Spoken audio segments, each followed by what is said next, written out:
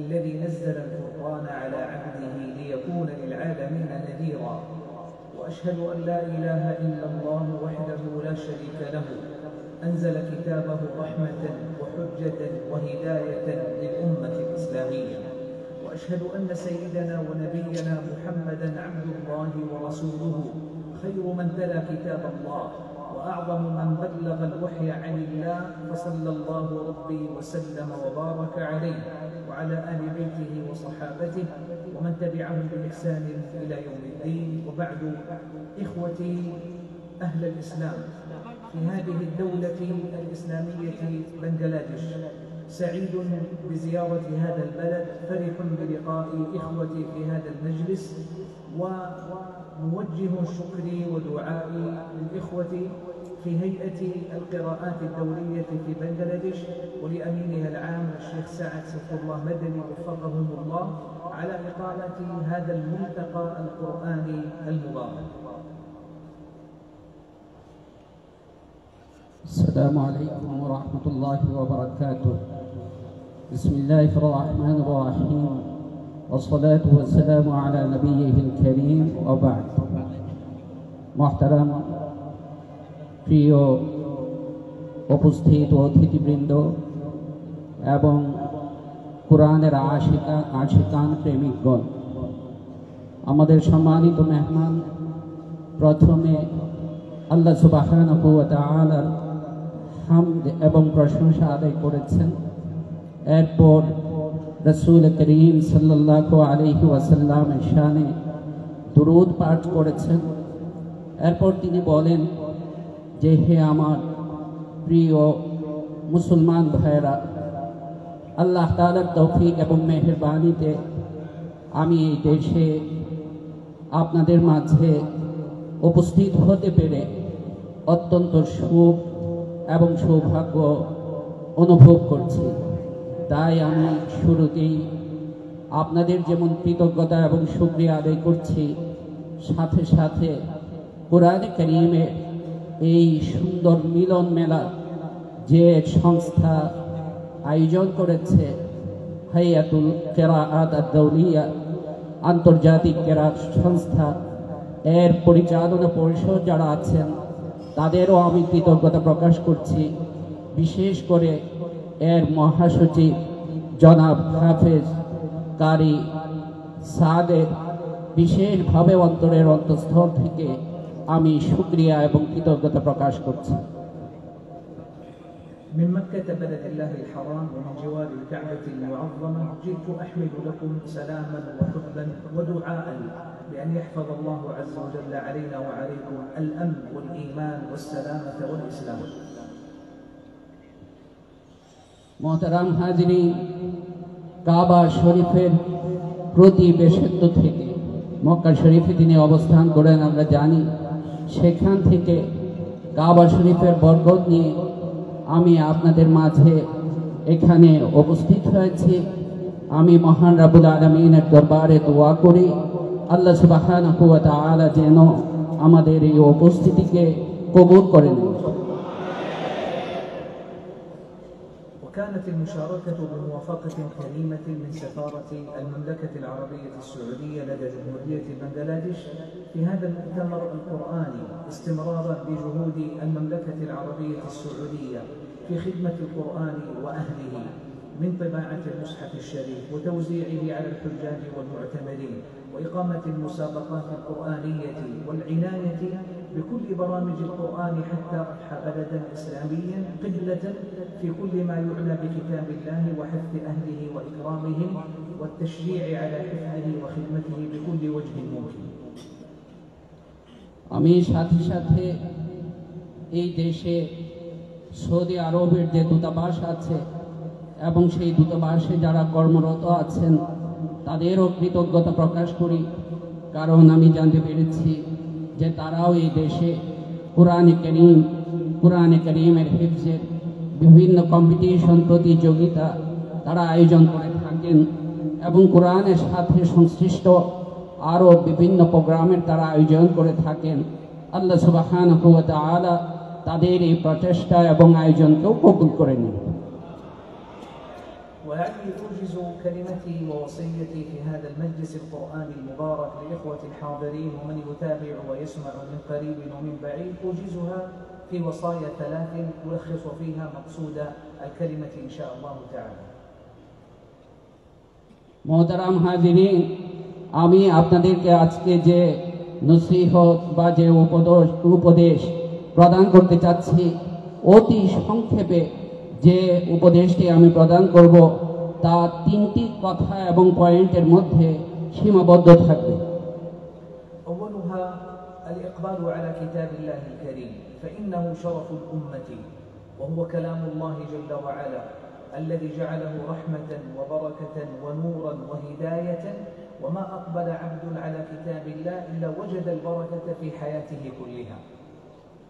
প্রথম যে নসিহা এবং উপদেশ আমি আপনাদের সামনে পেশ করছি তা হচ্ছে আমাদের সকলেরই উচিত কুরআনে কারীমকে আঁকড়ে ধরা, কুরআনে কারীমকে ধারণ করা, কুরআনে কারীমের প্রতি মনোযোগী হওয়া এবং কুরআনে কারীমকে আমাদের জীবনের সব ক্ষেত্রে কুরআনে কারীম অনুযায়ী কুরআনে কারীমকে ধারণ করে চলতে চেষ্টা করা।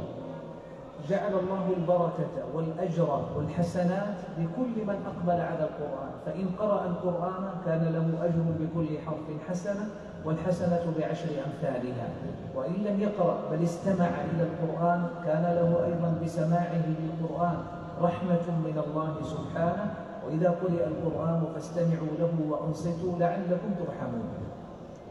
আল্লাহ সুবহানাহু ওয়া তাআলা কুরআনে কারীমের মধ্যেই, কুরআনে কারীমের তেলাওয়াতের মধ্যেই আমাদের জীবনের খায়ের, বরকত এবং কল্যাণ রেখেছেন। তাই কুরআনে কারীমের তেলাওয়াত আমরা করব। আল্লাহ সুবহানাহু ওয়া তাআলা কুরআনে কারীমের প্রতিটা অক্ষরে আমাদের জন্য সওয়াব এবং নেকি রেখেছেন। আর এক এক সওয়াব আল্লাহ তাআলা বলেছেন, মান জাবিল হাসানাতি ফালাহু 10 আমসালিহা, 10 নেকিতে আল্লাহ সুবহানাহু ওয়া তাআলা এটাকে পরিণত করবে। ومن أراد بابا آخر من أبواب الخير والأجر مع القرآن فله أن يقرأ القرآن لنيل الشفاء بالقرآن. قال الله عز وجل: وننزل من القرآن ما هو شفاء ورحمة للمؤمنين. وقال سبحانه: قل هو للذين آمنوا هدى وشفاء. فشفاء القرآن بركة من بركاته لمن نوى أن يحصل بقراءة القرآن شفاء لأمراض القلوب والأبدان। কুরআনে কারীমের তিলাওয়াতকে আল্লাহ সুবহানাহু ওয়া তাআলা আমাদের জন্য যেমন তার রহমতে করেছেন, কুরআনে কারীমের তিলাওয়াতের আরেকটা দিক হচ্ছে, কুরআনে কারীমের আরেকটা পরিচয় হচ্ছে যে আল্লাহ সুবহানাহু ওয়া তাআলা ইরশাদ করেছেন, ওয়া নুনাজ্জিলু মিনাল কুরআনি মা হুয়া শিফা। এই কুরআনে কারীম আমাদের আত্মার ব্যাধির প্রতিষেধক স্বরূপ, কুরআনে কারীম আমাদের আরোগ্য স্বরূপ। আল্লাহ তাআলা কুরআনে কারীমে অন্য আয়াতেও এই বিষয়টির কথা উল্লেখ করেছেন। وأيضا فمن بركات القرآن الكريم تدبره، وهذا لا يحصل إلا بفهم معانيه ومعرفة أسباب نزوله والأحكام والحكم والأسرار التي أودعها الله عز وجل في كتابه العظيم، فيحصل تدبر القلوب ونور العقول وبركة الحياة بتدبر القرآن। কুরআনে কারীমের আরেকটা বরকত এবং কুরআনে কারীমের প্রতি আমাদের আরেকটা করণীয় হচ্ছে যে কুরআনে কারীমের যে অর্থ আছে, মর্ম আছে, তা নিয়ে আমরা চিন্তা ফিকির করব, তা নিয়ে আমরা গবেষণা করব। আল্লাহ সুবহানাহু ওয়া তাআলা কুরআনে কারীমে যে বিধিবিধান উল্লেখ করেছেন, যে হেদায়েত এবং দিক নির্দেশনা আমাদেরকে দিয়েছেন, তা আমরা অনুধাবন করব। আর অনুধাবন করলে আমাদের হৃদয়ের মধ্যে একটা অনুভূতি, একটা উপলব্ধি আসবে এবং এতে আমাদের হৃদয় যেমন আলোকিত হবে, আমাদের মেধা, আমাদের বিবেক, আমাদের আকলও আলোকিত হবে। الوصية الثانية إخوتي الكرام أن يكون لحياتنا مع القرآن علاقة واسعة تمتد إلى الصحبة مع كتاب الله الكريم، بأن نكون أصحابا للقرآن العظيم। আমার দ্বিতীয় উপদেশ হচ্ছে, নসিহা হচ্ছে যে কুরআনে কারীমের সাথে আমাদের সম্পর্কটা হবে এত বেশি যে আমরা আহলুল কোরআন, আসহাবুল কোরআন, কোরআনের সঙ্গী আমরা হয়ে যাব। আমরা আমাদের জীবনটাকে, সময়টাকে কোরআনে কারীমের সান্নিধ্যে কোরআনে কারীমের ছায়াতলে আমরা অতিবাহিত করব। صحبة القرآن تعني معنى أعظم وأكبر من تلاوته فقط أو حفظه فقط، بل هو حفظ وتلاوة واستماع وتدبر وخشوع وخشية واستشفاء وكل المعاني التي جعلها الله في القرآن يعيشها أصحابها مستمتعين بحياتهم مع القرآن। কোরআনে কারীমের সাথে যে বসবাস করবে, কোরআনে কারীমের তিলাওয়াত করবে, কোরআনে কারীম মুখস্থ করবে, কোরআনে কারীমের অর্থ মর্ম অনুধাবন করবে, বুঝবে, কোরআনে কারীমই যার জিন্দেগি হয়ে যাবে, তার চাইতে সৌভাগ্য, তার চাইতে রহমতে আর কেউ হতে পারে না।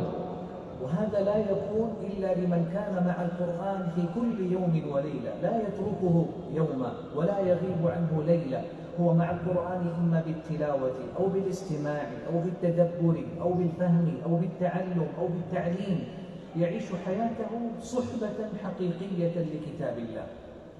এটা তো একমাত্র তার জন্যই হবে যে তার দিন রাতটাকে কোরআনে কারীমের সাথে কাটাবে, কোরআনে কারীম কিছু মুখস্থ করবে, কোরআনে কারীম তিলাওয়াত করবে, এর তাফসীর এর মর্ম সে বুঝবে, তখনই কোরআনে কারীমের যে প্রকৃত সান্নিধ্য এই জিনিসটা আমাদের লাভ হবে। ومن بلغ الصحبة الحقيقية مع القرآن نال الكرامة التي أخبر عنها النبي صلى الله عليه وسلم بقوله: اقرأوا القرآن فإنه يأتي يوم القيامة شفيعا لأصحابه. شفاعة القرآن أن يشفع القرآن لأصحابه، ولا يكون ذلك إلا لمن حقق صحبة مستمرة مع القرآن। কোরআনে কারীমের এই প্রকৃত সান্নিধ্য এবং সাহচর্য যে গ্রহণ করবে, সেই মৌলিকভাবে কোরআনে কারীমের যে পুরস্কার, কোরআনে কারীমের যে উপকারটা আল্লাহ রাসূল সাল্লাল্লাহু আলাইহি ওয়াসাল্লাম তার হাদিসে ইরশাদ করেছেন যে এই কোরআন আমার জন্য রোজ আখিরাতে কিয়ামতে সুপারিশকারী হিসাবে ইনশাআল্লাহ হবে। الوصية الثالثة والأخيرة أن يكون لنا أيها المسلمون في تعاملنا مع القرآن الأدب الكبير ونحن نتعامل مع كتاب الله سبحانه وتعالى। তৃতীয় নম্বর আমার উপদেশ হচ্ছে যে কোরআনে কারীমের যে ব্যবহারিক জিন্দেগি আছে, সেই ব্যবহারিক জিন্দেগিটাকেও আমাদের জীবনে বাস্তবায়ন করা, এবং ব্যবহারিক জিন্দেগি যখন আমরা বাস্তবায়ন করতে পারবো, তখনই আল্লাহ সুবহানাহু ওয়া তাআলা আমাদের জীবনটাকে আলোকিত করে দেবে। وقد اهتم علماؤنا الكرام ببيان أدب التعامل مع القرآن، لأنه من الأدب مع الله أن نتأدب مع كلامه سبحانه وتعالى। তাই কোরআনে কারীমের সাথে আমাদের আদব রক্ষা করতে হবে, কারণ আমরা জানি এই কোরআনে কারীম হচ্ছে আল্লাহর কালাম। তাই কোরআনে কারীমের সাথে আদব রক্ষা করা মানে হচ্ছে আল্লাহর সাথে আদব রক্ষা করা, সেটা আমাদের জন্য অত্যন্ত অপরিহার্য একটা বিষয়। ومن الآداب لتعاملنا مع القرآن الكريم الطهارة قبل مس المصحف، واستقبال القبلة، واستعمال السواك، واختيار المجالس الطاهرة النظيفة التي تليق بكتاب الله تعالى। কোরআনে কারীমের সাথে যে সমস্ত আদাব আছে, এর মধ্যে অন্যতম হচ্ছে আমি প্রথমে পবিত্রতা অর্জন করব, ওযু করে নিব, এরপর কিবলামুখী হয়ে বসব, এরপর আমি কোরআনে কারীম তিলাওয়াত করতে শুরু করব। ومن الأدب مع كتاب الله عز وجل تعلم قراءته وتلاوته على وجه صحيح يتعلم فيه المسلم كيف يقرأ كلام الله كما أنزله على رسول الله صلى الله عليه وآله وسلم، قرآنا بتلاوة مرتلة ومجودة يكون فيها تلاوة القرآن صحيحة فصيحة يحسن فيها صوته ما استطاع من الأدب مع كتاب الله تعالى। কোরআনে কারীমের প্রতি আরেকটা আদব হচ্ছে যে কোরআনে কারীম সহি শুদ্ধভাবে তারতিলের সাথে, সুন্দরভাবে, শুদ্ধতার সাথে, তাজউইদের সাথে কিভাবে তেলাওয়াত করতে হয় সেটাও আমাদেরকে শিখতে হবে। সেটা শিখে এরপর আমরা কোরআনে কারীম সহি শুদ্ধভাবে তেলাওয়াত করব। ومن الأدب مع كتاب الله سبحانه وتعالى الإنصات له عند الاستماع إلى تلاوته، وعدم الانشغال عنه أو الإعراض عنه، فضلا عن الصخب أو الضجيج الذي يصحب تلاوة كتاب الله، فإن مجلس قراءة كتاب الله الكريم ينبغي أن يحفه من الأدب ما نستشعر فيه أن الملائكة الكرام عليهم السلام تحف أهل المجلس الجالسين لتدارس كتاب الله الكريم।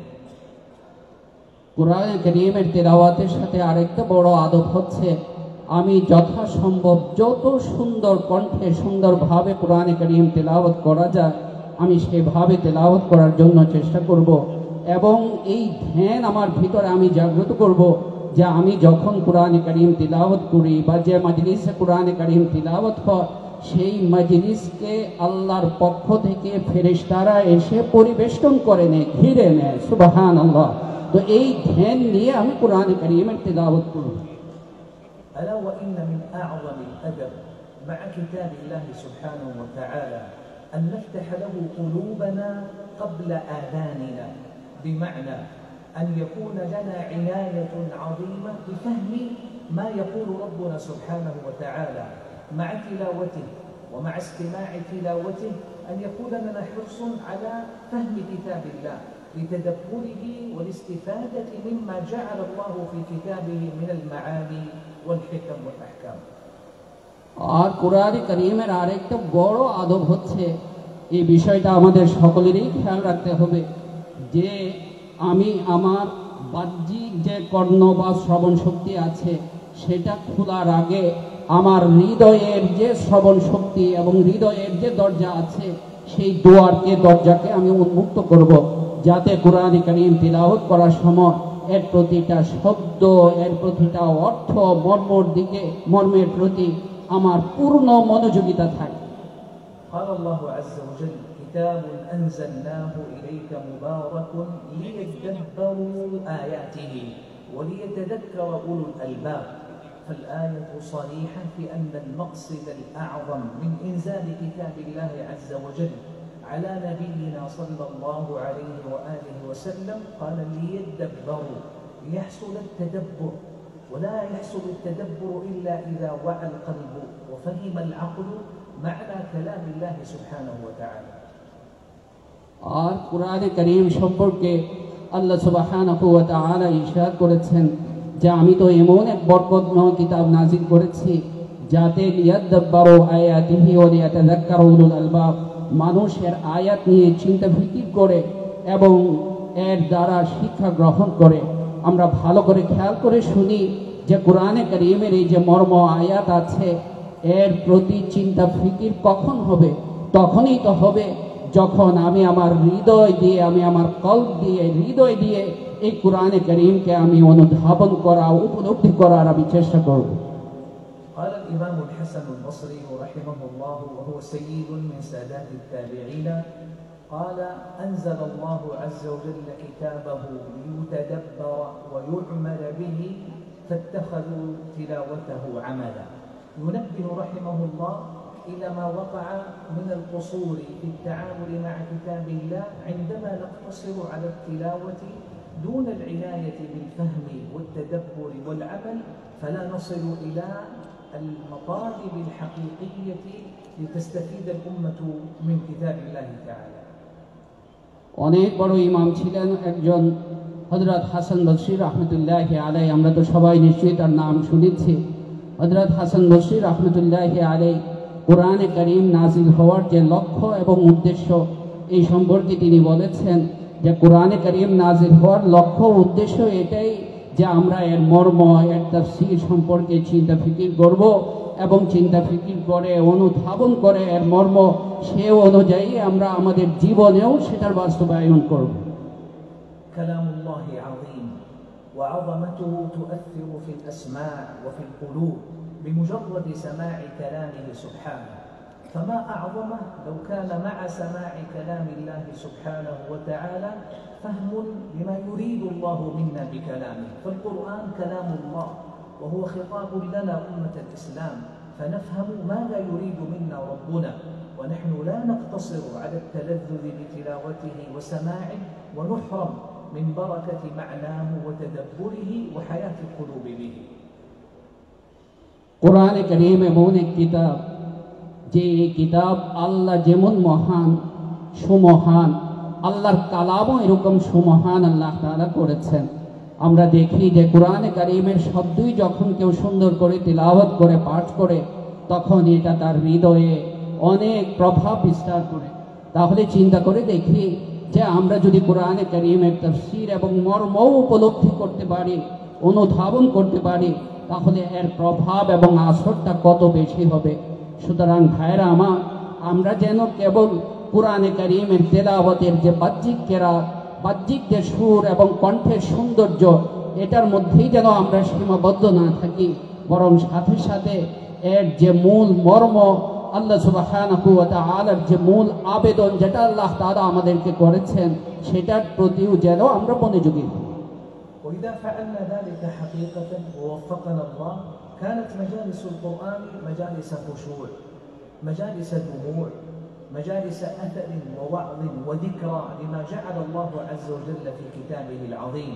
هذه هي الحياة الحقيقية للقرآن ومعنى الصحبة لكتاب الله عندما يقع تدبر القرآن.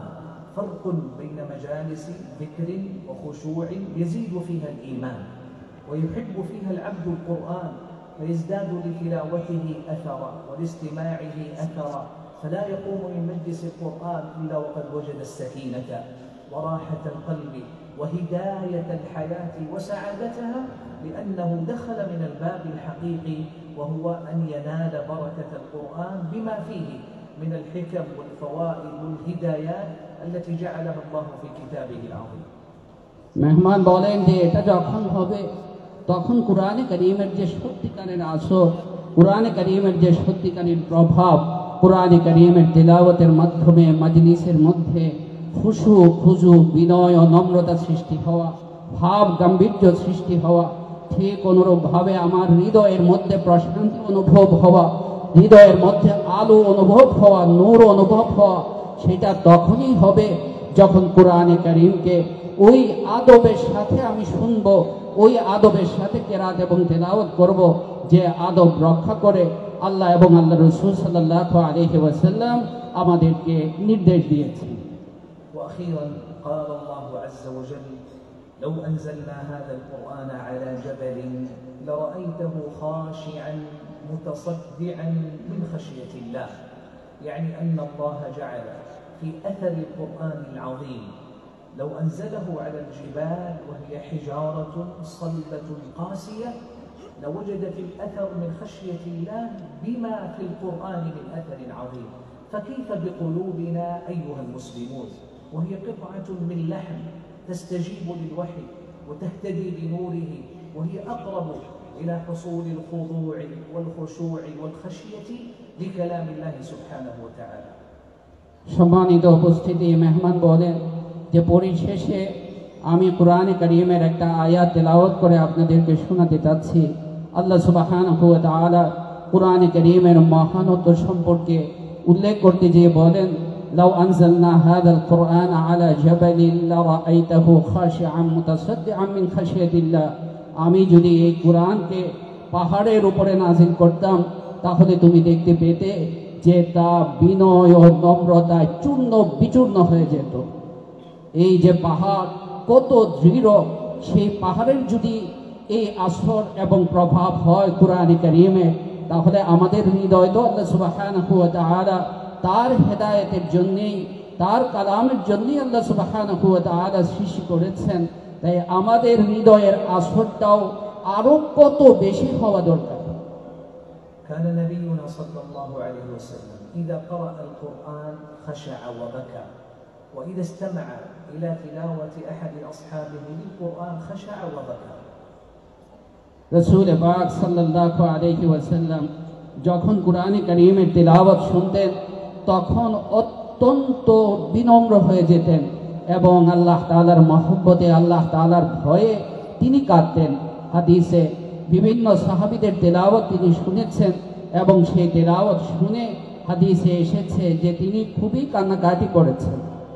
ولنا في رسول الله صلى الله عليه وسلم أسوة حسنة، فنجمع في هذا المقام العظيم مع كتاب الله بين الفرح بالقرآن وبين الفرح باتباع سنة رسول الله عليه الصلاة والسلام.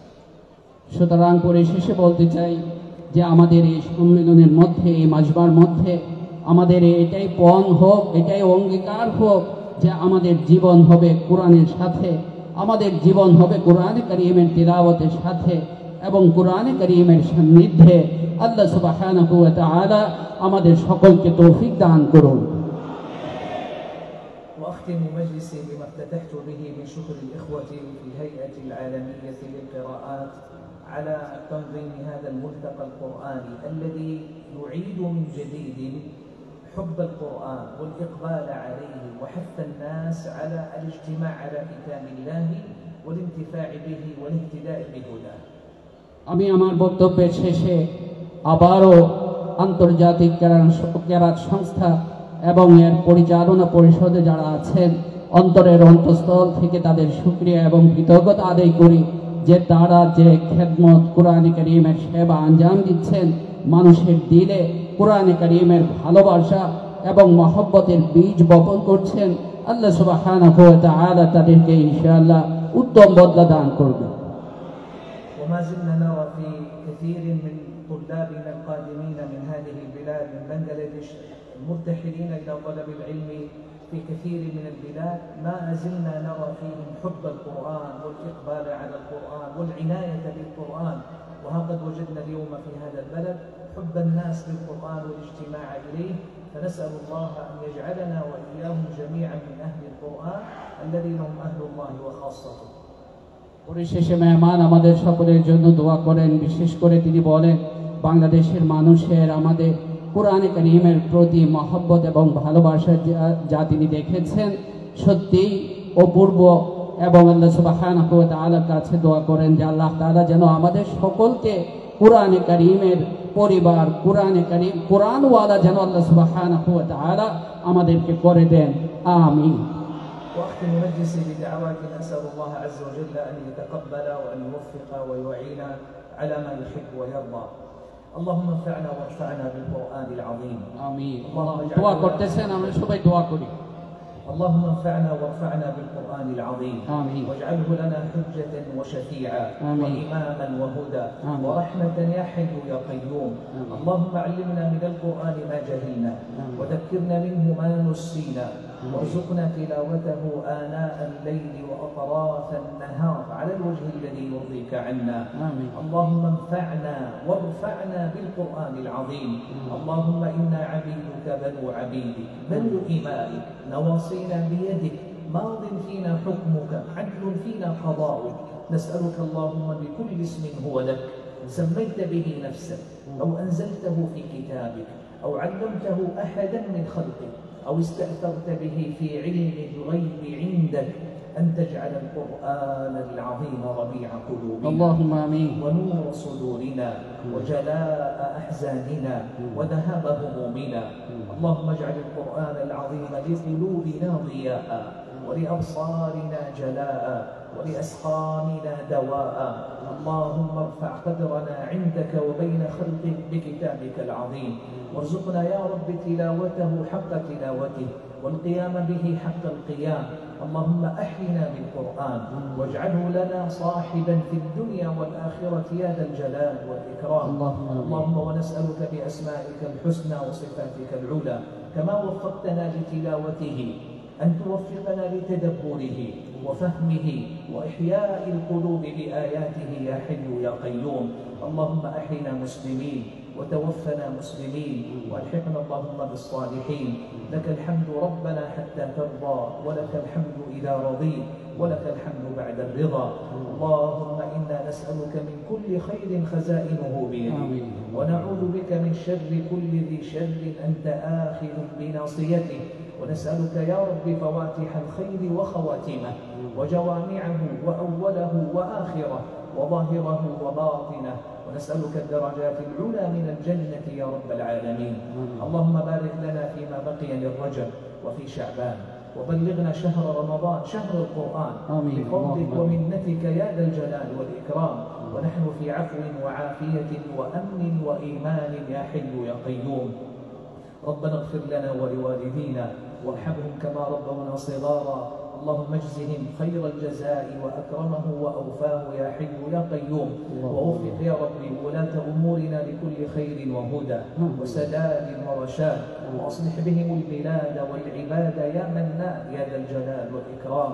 ربنا آتنا في الدنيا حسنة وفي الآخرة حسنة وقنا عذاب النار. آمين. سبحان ربك رب العزة عما يصفون وسلام على المرسلين والحمد لله رب العالمين.